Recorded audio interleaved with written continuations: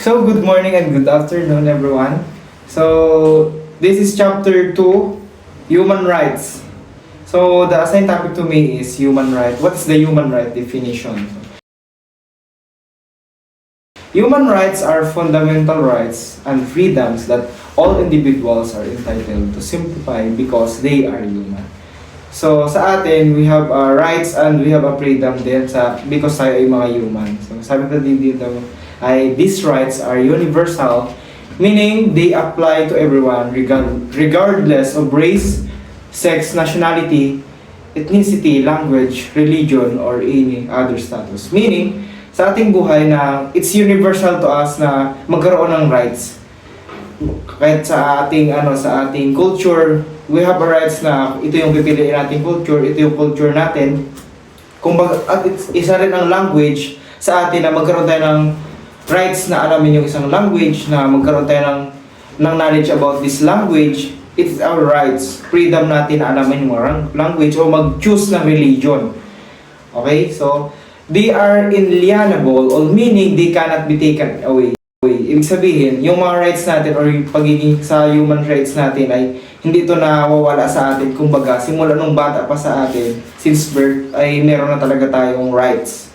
Okay? Next, punta tayo sa principle of human rights. So, una-una ay universality. Ito yung sinasabi ko sa inyo kanina na human rights apply to all people everywhere. Ibig sabihin, kahit saan ka man sa mundo, wherever you are, ay meron kang rights. Kahit bata pa man yan, matanda, or sino pa man, kahit may mga kapansanan, meron tayong sariling mga rights, or meron tayong tinatawag itong human rights.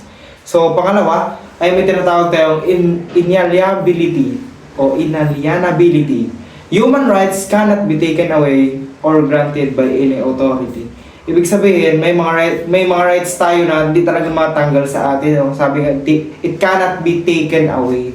Kahit ang government ay meron din silang rights. So, meron din tayong mga rights, tayong mga human or tayong mga people. So, next, isa pa ay indivisibility, or all human rights are equal, important, and interconnected. Ibig sabihin ito, na tayong mga tao, kapag meron tayong rights, hindi ibig sabihin na kapag nawala yung isang right sa atin ay maapektuhan yung ibang rights. Halimbawa na, pag nawalan tayo ng bahay, so mawawalan din tayo ng tamang damit, or wala tayong titirahan, wala tayong tutulugan.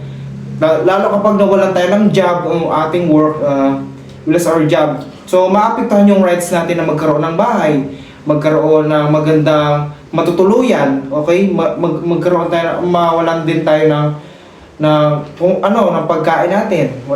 Lahat ay maapektuhan kapag naapektuhan yung isang rights ng isang tao. So, next tayo, equality. Human rights are the same for everyone without discrimination. Ibig sabihin, ikaw na nakaupo ngayon, nakikinig sa atin, may pantay-pantay tayong rights. Hindi ibig sabihin na yung tao na yan ay mas malaki yung kanyang rights kaysa sa atin.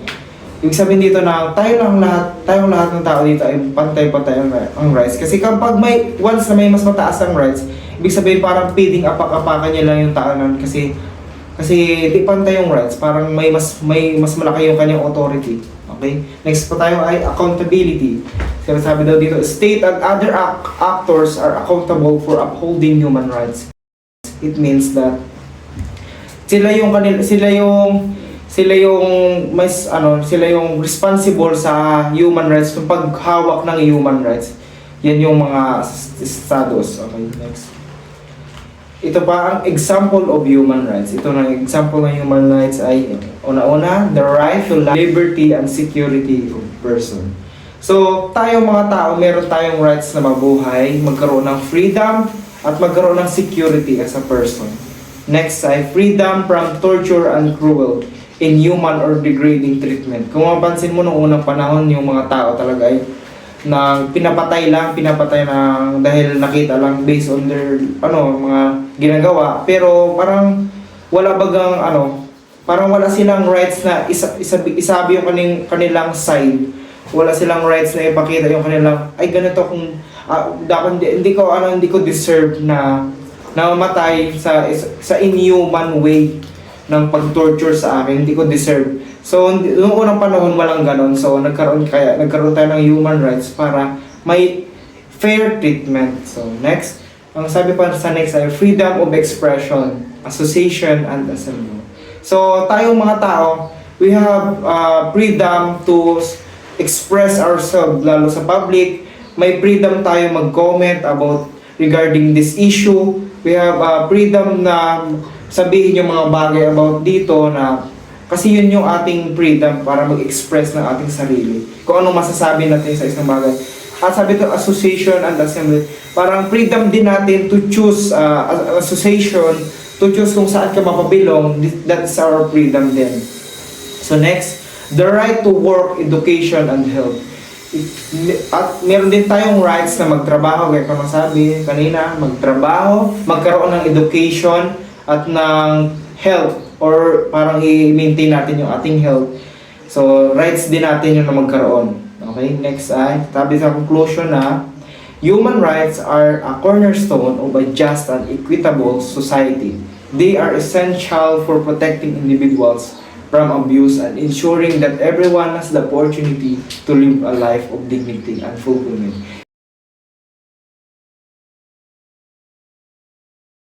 Ibig sabihin, ikaw, lagi mong tatandaan na meron ka rights sa lahat ng bagay. So, yun lang.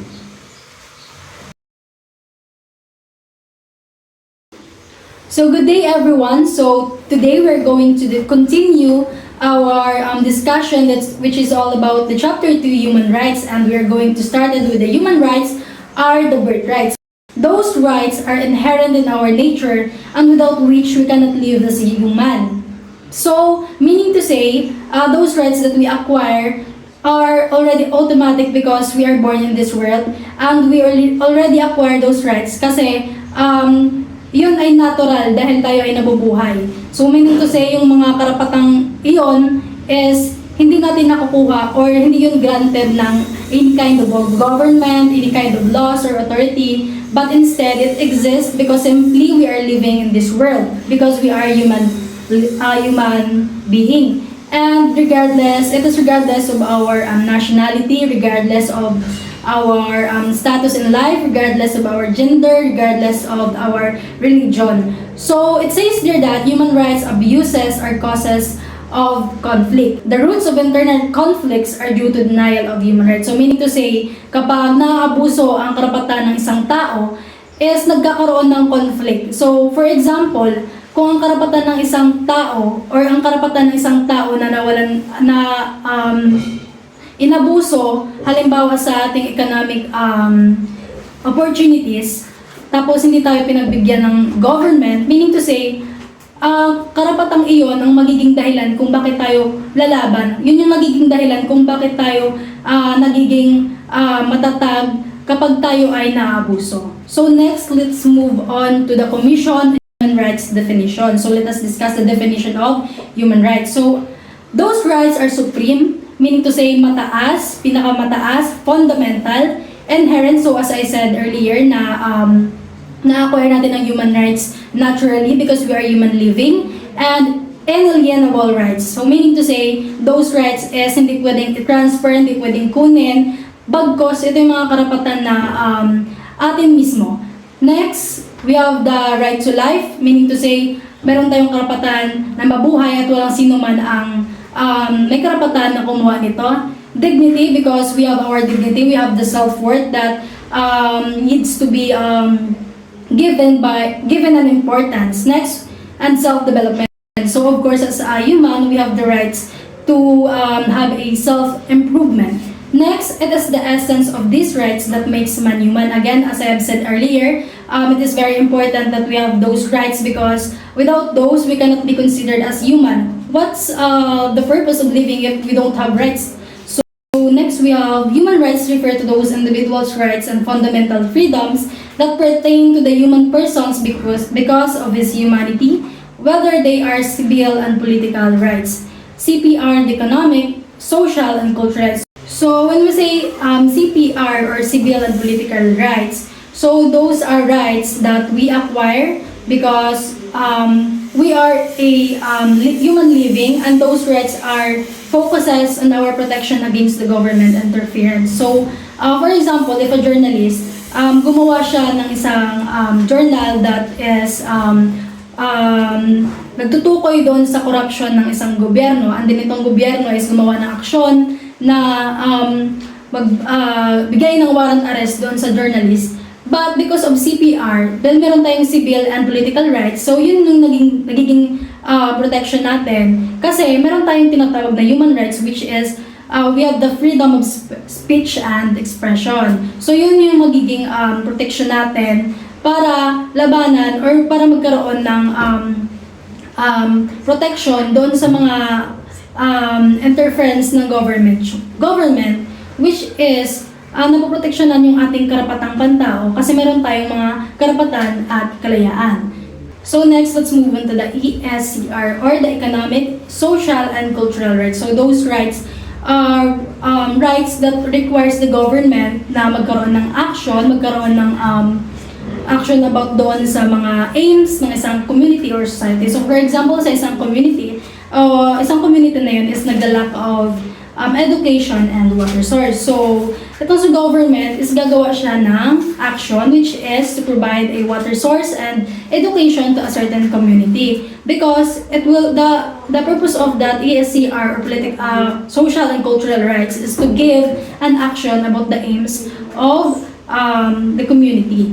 So, next we have the understanding human rights. So, United Nations definition. So, let's define human rights according to the United Nations, and those rights inherent in our nature and without which we cannot live as a human being. So, as I've said, so yung mga karapatan natin, yung mga karapatang pantao is na-acquire natin because we are a human living, pinanganak tayo dito sa mundo, and we acquire those rights automatically because we inherit it. Kasi yung mga tao before is meron ng human rights, so meaning to say, tayo na nabuhay dito sa mundo is magkakaroon din ng human rights. So, that's all. Thank you.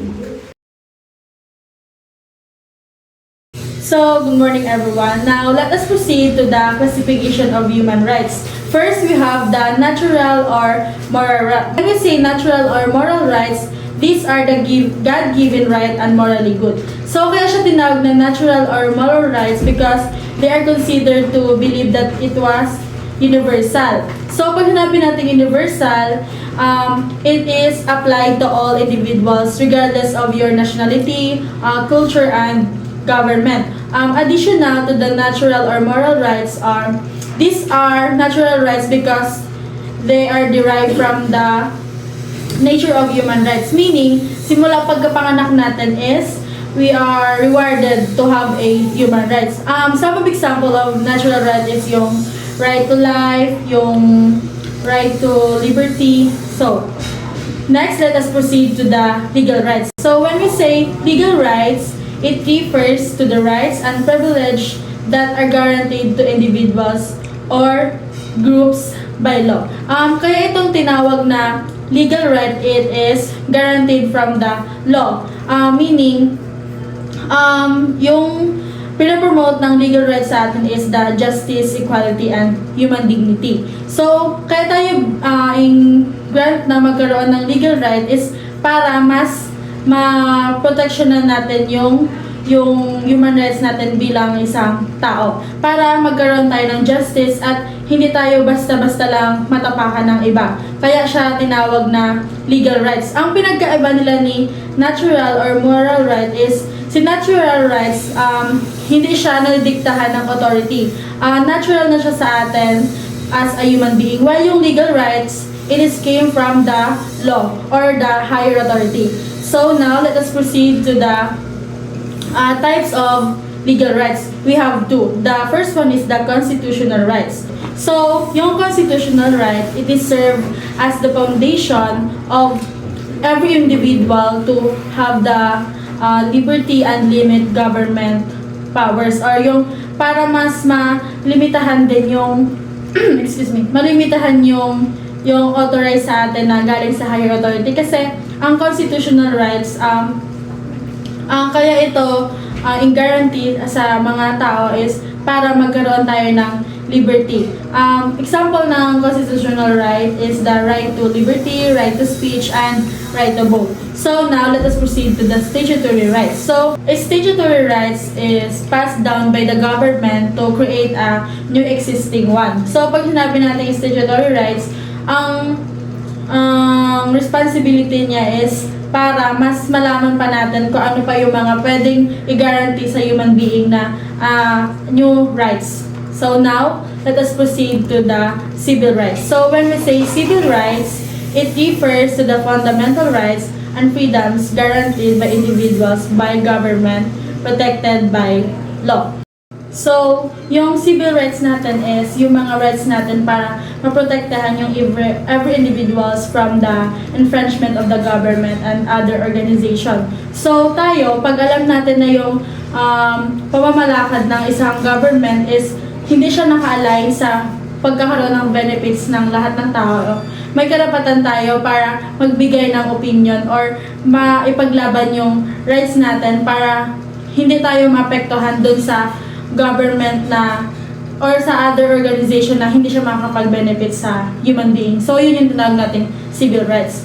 Now, let us proceed to the political rights. So, when we say political rights, those rights that enable us to participate in running the affairs of the government either directly or indirectly. So, sa political rights, hold elected officials accountable. May karapatan tayo na piliin yung ibobote natin ng mga officials sa isang government kung sila ba is accountable ba or na fit ba sila dun sa isang position or other word is kung makakatulong ba talaga sila sa future ng mga tao.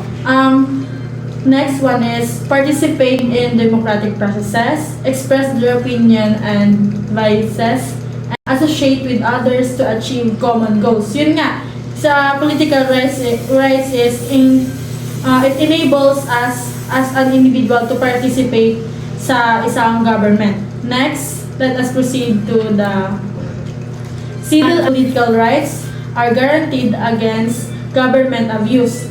The first one is referred as justiciable rights.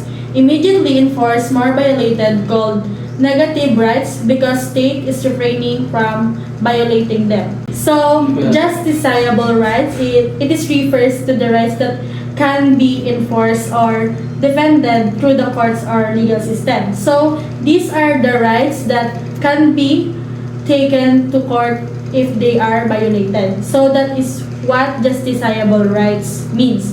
So, now let us proceed to the economic, social, and cultural rights. These rights ensure individuals' basic needs are met and they have access to essential services. So dito sa economic, social, and cultural rights, itong rights na to is nag-i-ensure na ang every individual is nami-meet nila yung basic needs at dapat magkaroon din sila ng access sa lahat ng services sa isang government. For example is pag may mga yung typhoon, yung mga ayuda is na na-disseminate siya ng fair at walang bias.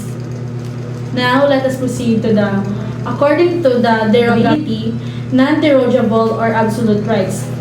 Means rights that cannot be suspended, nor taken, nor restricted, or limited even in extreme emergency, and even if government invokes national security. So, dito naman sa non-derogable or absolute rights is ini-ensure nila na ang mga individuals is nagkakaroon ng national security from the government para baga mas maprotektahan ang isang tao at malas yung harm sa mga tao. So, now next is the derogable or relative rights. May be suspended or restricted or limited depending on circumstances for the preservation of social life. So, sa derogable or relative rights is inaalaw naman nila na yung isang government is respond sa isang sa any circumstances like yung war, yung mga emergency para pag mas ma-preserve ang life ng isang tao. Ang purpose nito is para magkaroon tayo ng rapid response sa any circumstances na nangyayari sa mga tao. Hello, my name is Jam, and I am here to tackle the state obligation of human rights. When we say state obligation of human rights, it refers to the duties and responsibility that governments have to respect, protect, and fulfill human rights. When we say obligation to protect, it requires the state or its agents the measures necessary to prevent other individuals or group from violating the integrity, freedom of action, or the human rights of the individual. To make it more understandable, it says here that the government should not take away or limit people's right like freedom of speech or the right to a fair trial. For example, a government should not impose censorship or restrict freedom of speech. Next is the obligation to protect. When we say the obligation to protect, it is that requires the state and all its organs and agents to abstain from doing anything that violates the integrity of an individual or infringe on his freedom or her freedom. To make it more understandable, the obligation to protect is the government should stop others like companies or individuals from violating people's rights. For example, it should have laws against discrimination or enacting and enforcing laws to prevent workplace discrimination or domestic violence. Next is the obligation to fulfill. The obligation to fulfill is require the state to take measures to ensure that each person think its jurisdiction can obtain satisfaction of those needs recognized in the Human Acts instruments which personal efforts cannot secure. This means that the obligation to fulfill, the government should take action to help people enjoy their rights, like providing education, healthcare, and fair working conditions. Example is providing free and compulsory primary education to ensure the right to education. Human rights may be violated, but they cannot be taken away. Human rights are legal rights, therefore human rights are part of Philippine laws or batas. The next is tasks and duties of military and security forces. The A is maintaining of public order, internal security operation, and national security or in external threats. When we say maintaining public order and national security, it is security forces like the police and military help keep peace inside the country. They stop crimes, control protests, and prevent violence to keep people safe. The national security or external threats, the military protects the country from foreign attacks, terrorism, and other threats. They guard borders and defend against enemy forces and ensure national safety. The B is aid and assistance in emergencies. Example of this are the military and security forces help people during disaster like floods, earthquakes, and fires. They provide rescue services, medical help, food, and shelter to those in need. They also assist during health emergencies like pandemics by helping distribute supplies and enforcing safety rules. So, good day everyone. Let's move on to the basic principles of human rights. Human rights are inherent. Human rights are birth rights. They are belonging to the person for a reason that he or she is human being. The first basic principles of human rights is fundamental. Fundamental. Without human rights, a person's life and dignity would be worthless or meaningless. Fundamental because human rights are inherent to the human being regardless of their nationality, religion, age, or gender. The second one is the human rights are inalienable. As such, they cannot be stripped or rightfully taken away from any free human person.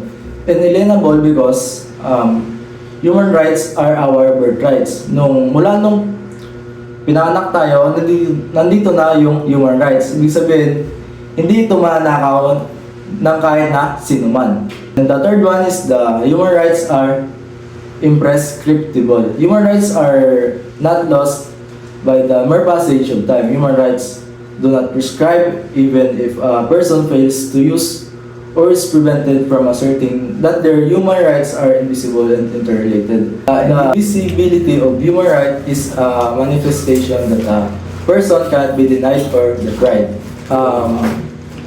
Human rights are imprescriptible because human rights cannot be limited or restricted by statutes of limitations or other temporal restrictions.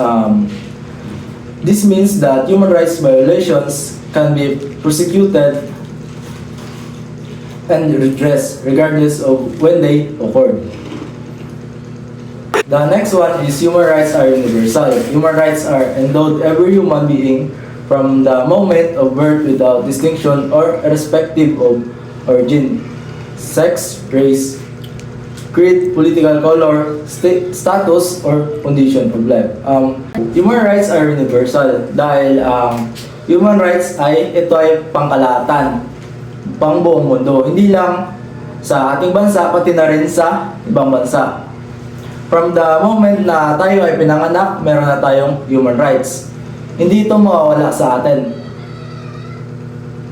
Next, human rights are interdependent. The fulfillment, enjoyment, or exercise of a right cannot be attained without a realization of the other rights. Human rights are interdependent. Human rights are interconnected and indivisible. The realization of one right often depends on the realization of others. For example, the right to education is closely linked to the right to equality and non-discrimination. Hindi natin ma-realize yung right natin, yung mga karapatan natin kung hindi natin ito nakikita sa ibang tao. And next is the principle of equality.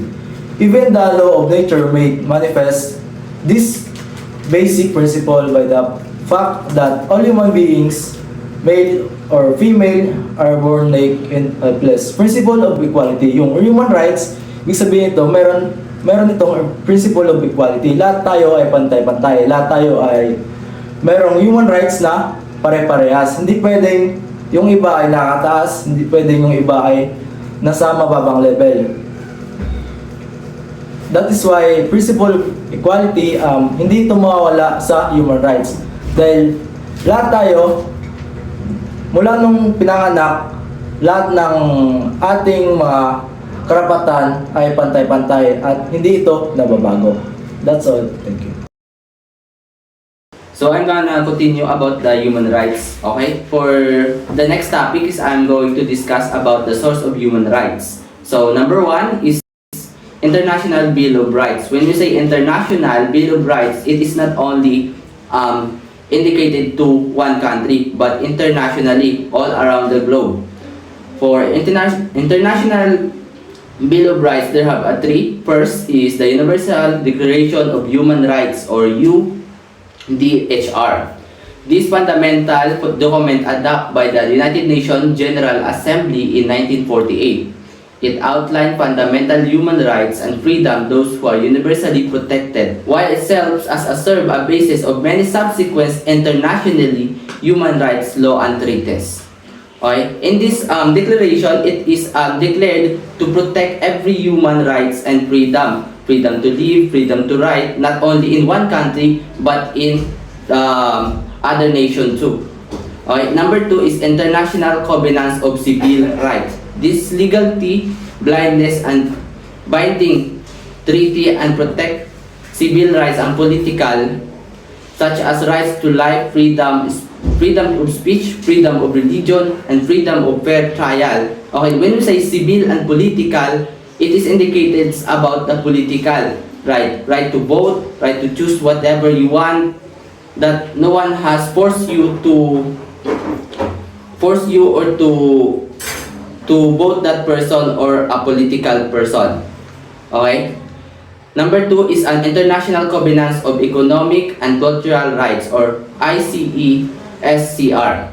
This is a legally binding treaty that protects economic, social, and cultural rights such as a right to work, a right to education, and right to health, and rights to inadequate standard of living. Okay, nang unang panahon kasi, yung for example, rights of education, 'di ba nung unang panahon yung mga babae lang yung mga ang hindi nakakapag-aral, yung mga lalaki lang yung nakakapag-aral dahil wala silang karapatan. So, nang dumating ito ang Bill of Rights na international ay nagkaroon na ng right of education kahit mapalalaki man o babae. Ganon din sa economic. Sa economic ay mayroon na rin karapatan ang lahat na magbigyan ng pantay-pantay na karapatan sa isang ekonomiya. So next is, okay, sa next naman sa source of human rights is the International Human Rights Instrument. When we say instrument, ito yun ay isang kagamitan. Number 1 is an international convention and elimination of all forms of racial discrimination. This treaty commit state and eliminate racial discrimination in all forms. Okay. In the ICERT, ito yung mga tao na halimbawa, yung mga person with disability na naiinsulto, nabubuli dahil sa kanilang mga kakulangan sa mga katawan or yung mga ipinanganak na talaga na meron talagang disability sa kanilang pangangatawan dahil sa pagbubuntis. So, in 1965, itong ICERT ay tinatag upang maprotektahan yung mga taong may mga kapansanan sa kanilang katawan. So, number 2 is a convention of elimination of all forms of discrimination against women or CEDAW. This treaty often described as an international bill of rights for women. It is defined that constitute discrimination against women and establishment of agenda for international action and end of a discrimination. Di ba nga nang una, nung mga panahon pa ng mga niluno natin ay yung mga babae talaga ay masyado na-discriminate dahil sa kanilang sinasabi na yung babae dapat hindi na mag-aral kasi mag-aasawa lang din naman at wala silang karapatan na mamuno sa isang bagay. Lalaki talaga yung mostly na may karapatan. So, dito sa CEDW ay itinatag ito upang maproteksyonan yung karapatan ng mga babae. Para may karapatan sila na mag-aral, magboto, at mamuno. So, next is the Convention of Rights of the Child or CRC. This treaty set out of the civil, political, economic, social, and cultural rights of every child regardless of the race, religion, and abilities. Okay, ito yung rights na kung saan, halimbawa, yung isang indigenous people, may karapatan sila na mabuhay, magkaroon ng sariling rehiyon, may abilities, kahit na sila ay mga indigenous people or IP. Ito yun ay para maproteksyonan yung mga tao na parang mga mabababa ang status sa buhay. Next is against the torture and other cruel, inhuman, or degrading treatment or punishment. Cut. This treaty aims to prevent torture around the globe. Okay? In this cut is to prevent the torture for the victim. For example, in the Middle Age, 'di ba? Noong unang panahon, masyadong cruel yung punishment sa mga kriminal. Kahit nagnakaw ka lang ng piso, ay mapaparusahan ka ng kamatayan dahil na nga sa mga nobel or mga mayayaman yung nakakalaban mo. So, ito ay tinatag yung cut para maproteksyonan yung rights na isang tao kung ano talaga yung karapat-dapat na iliti sa kanya. So, next is dito sa Pilipinas, the Philippine Constitution. Meron din yung Pilipinas na isang Bill of Rights. So, gaya ng Article 3, Section 1 to 22, this section of the Philippines Constitution guarantees fundamental rights and freedom to all individual within the country. Yung Philippines Constitution natin ay nakalaan doon na halimbawa, yung Article 1 na sabi doon, no person shall be deprived without the due process of law. Halimbawa, yung isang tatay, hindi siya pwedeng kunan ng karapatan sa anak dahil meron tayong due process. Kailangan dumaan talaga sa paglilitis o kaya ay tamang paglilitis para masabi na wala siyang karapatan sa isang anak.